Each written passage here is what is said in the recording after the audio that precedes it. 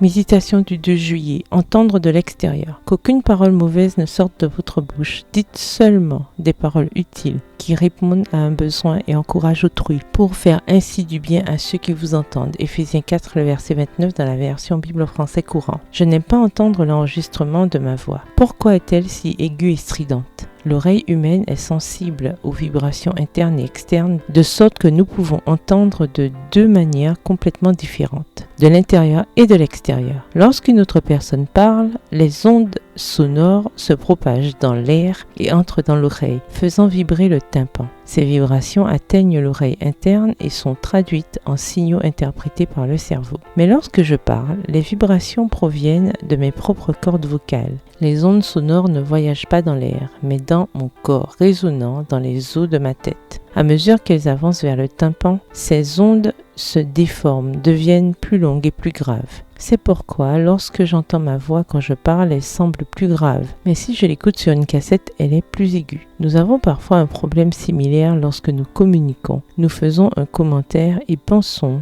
qu'il est positif et constructif. Mais la personne qui l'entend de l'extérieur le décode comme étant critique et malveillant. Une phrase anonyme qui circule sur les réseaux illustre parfaitement ce phénomène. Entre ce que je pense, ce que je veux dire, ce que je pense dire, ce que je dis, ce que tu veux entendre, ce que tu entends, ce que tu crois comprendre et ce que tu comprends, il y a 9 possibilités de ne pas se comprendre. J'essaie de prendre conscience qu'il est facile de mal comprendre quelqu'un. Je suis experte dans l'art de tirer des conclusions hâtives. Alors, je demande à Dieu de m'aider à écouter les émotions des autres et pas seulement leurs paroles. Je demande de l'humilité pour comprendre que je ne peux pas deviner les intentions des autres. J'ai besoin de sagesse pour comprendre que la communication est un art et non une bataille. Il ne s'agit pas de gagner ni d'accabler l'adversaire avec des arguments irréfutables. Il s'agit de se concentrer sur les solutions, de construire des ponts émotionnels qui nous rapprochent. Je laisse encore sortir certaines paroles sans réfléchir, mais je ne laisse pas la culpabilité me pousser à abandonner. Dieu est mon aide.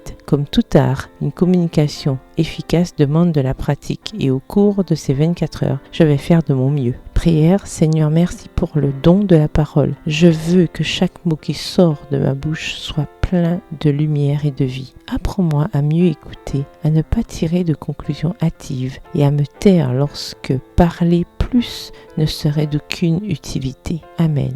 Bonne journée, que l'Éternel vous bénisse.